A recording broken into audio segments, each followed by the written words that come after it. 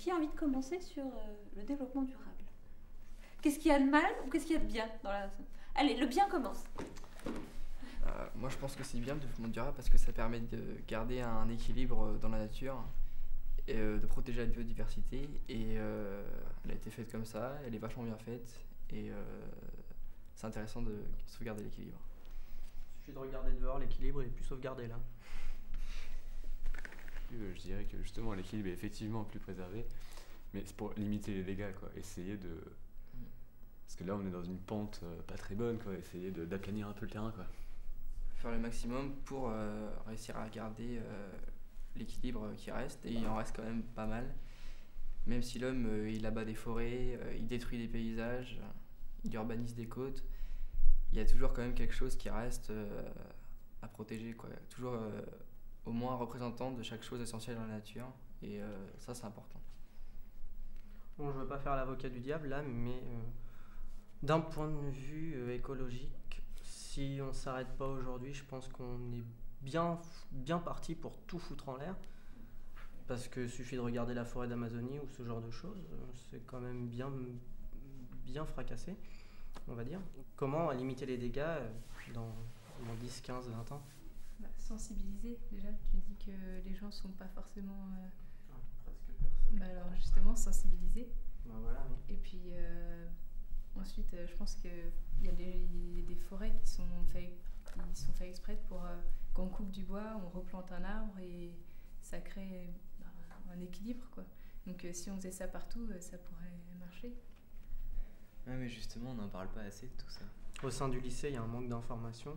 Allez demander à une dizaine d'élèves, faites un sondage sur 15-20 élèves, parlez-leur des éco-délégués ou d'un de vos projets, ils vont dire c'est qui eux, c'est quoi leur projet. Nous, ce qu'on veut pas, c'est éviter la chute. Enfin, si on le voudrait, mais on le veut bien, mais on peut pas faire grand-chose sur la déforestation ou des choses comme ça. Donc nous, c'est surtout... je pense que ça, il n'y a pas vraiment besoin d'information parce que les gens le savent et on met des affiches, on essaie de faire des choses comme ça pour éviter l'électricité. Couper l'électricité chez soi, c'est faire un geste aussi, ou éviter de trier ses affaires. Parce il y a des affiches dans certaines classes, donc c'est des choses que les gens connaissent et ils ne le font pas forcément. Le gâchis de papier. Ouais, c'est ça. Il suffirait de mobiliser des profs, hein. Tu demandes à Jérémy. Il y a un de nos profs, il nous passe quand même 15 feuilles de papier par personne, par cours limite. Donc ça, c'est un gâchis total de papier. Il pourrait nous donner un lien. On a fait des choses. Il y a je me souviens qu'on avait fait des papiers pour laisser à des profs en disant faites des recto verso. Donc après, c'est aussi la volonté des personnes. Sur ce que tu disais que pour l'instant personne ne s'en occupe, personne n'est vraiment au courant et tout ça, faut pas oublier non plus que c'est un concept qui est relativement jeune et qu'il faut encore que ça s'ancre dans les mentalités, ça passe par l'éducation et tout ça, ça va se mettre en place au fur et à mesure. Je pense qu'au bout d'un moment, on pourra arriver à un système vraiment qui pensera au développement durable d'office. Ouais, et si c'est trop tard à ce moment-là? Si c'est trop tard à ce moment-là, au moins on aura eu l'honneur d'essayer, j'ai envie de dire, mais de toute façon, ce sera pas trop tard non plus, on va pas tous mourir en 50 ans. Trop tard. À quoi ça sert le développement durable? L'objectif final du développement durable? Tout ce qu'on fait a un impact sur l'avenir, donc tout ce qu'on fait doit être positif pour l'avenir et pas remettre en cause d'autres choses. L'avantage du développement durable, c'est que ça essaye de préserver l'équilibre entre l'économie, l'écologie et le social. Le problème, c'est que l'économie, avec le développement durable, c'est un peu cher. Les produits bio, voitures hybrides et j'en passe. Ou avec de l'air.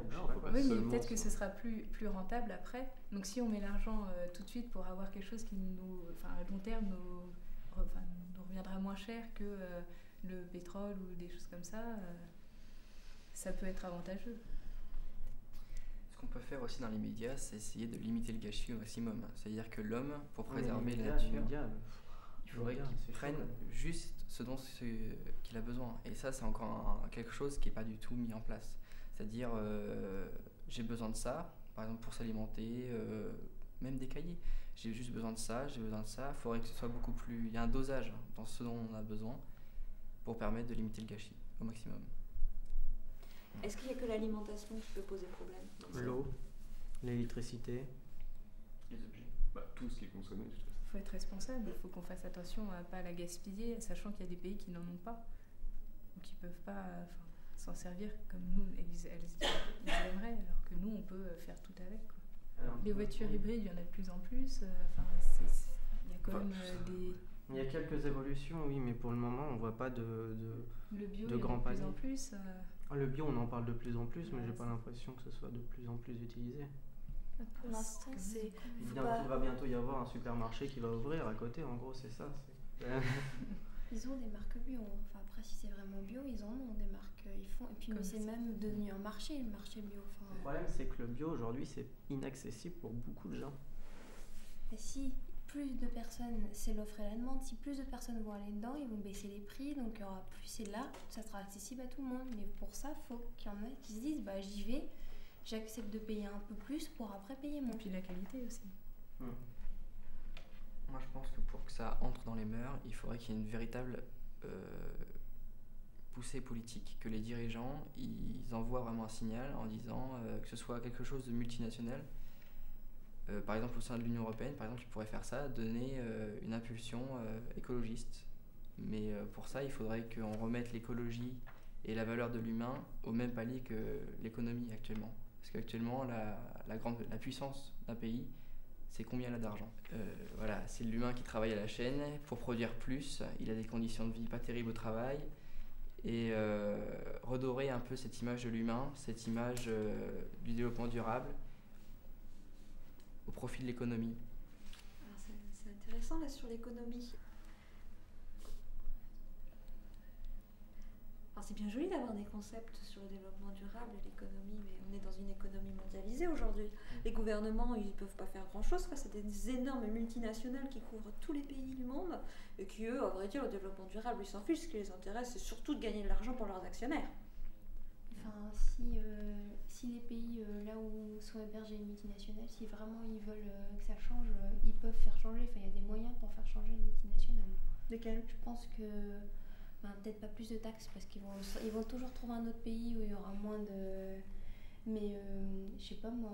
Mais il y aura. Je pense que après. Favoriser déjà les gens qui font du développement durable. Toutes les entreprises qui font du commerce équitable, si on favorise ces entreprises-là, peut-être que les firmes transnationales se diront il y a peut-être quelque chose de pas normal. Faut pas partir vaincu quoi, en se disant ouais de toute façon ce que je fais ça sert à rien, je suis tout seul à le faire. Non, toi tu le fais, il y en a d'autres qui le font, au final ça fera beaucoup de gens qui le font. Faut quand même changer pour que y ait moins en moins de détracteurs et tout ça parce que c'est quand même important. Je veux dire, moi je me vois pas après expliquer, je sais pas moi par exemple à tes petits enfants pourquoi on a plus ça. Bah tiens, c'est parce qu'on a utilisé le nucléaire jusqu'au bout et là t'as plus le droit à ça. Moi j'ai connu quoi. Dire c'est un peu égoïste aussi là. Finalement, il y a quand même un peu urgence. Et qu'est-ce qu'il faudrait faire, à votre avis, les pour aller plus vite et pour trouver des solutions ? Informer les autres déjà. Enfin, s'investir. S'investir ? Enfin, déjà, il faudrait que ce soit nous qui commençons à faire des choses pour ensuite ramener la suite en fait. C'est pas seulement parler ici et ne pas agir. Enfin, Non, mais c'est en étant 5 personnes que vous allez réussir à faire ça. ça commence petit à petit. Tout le monde ne pourra jamais faire quelque chose. Il y aura toujours la moitié qui ferait rien en fait. Mais il faudrait au moins un minimum. Et même si on n'en a pas l'impression, tout le monde fait des choses qui sont pour le développement durable, comme éteindre la lumière en sortant d'une salle ou couper l'eau ou des choses comme ça. Mais est-ce que c'est assez efficace ? Bah oui, quand même. C'est mieux que rien déjà. Ouais. À grande échelle, ce serait efficace. Voilà. Et à l'échelle de l'établissement ? Déjà.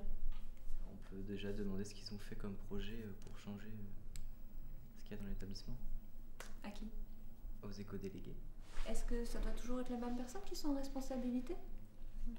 Justement, il faudrait que le but du jeu, ça serait presque qu'il n'y ait plus besoin d'éco-délégués et que tout le monde soit éco-délégué en fait. Que tous les élèves fassent des choses de leur propre initiative.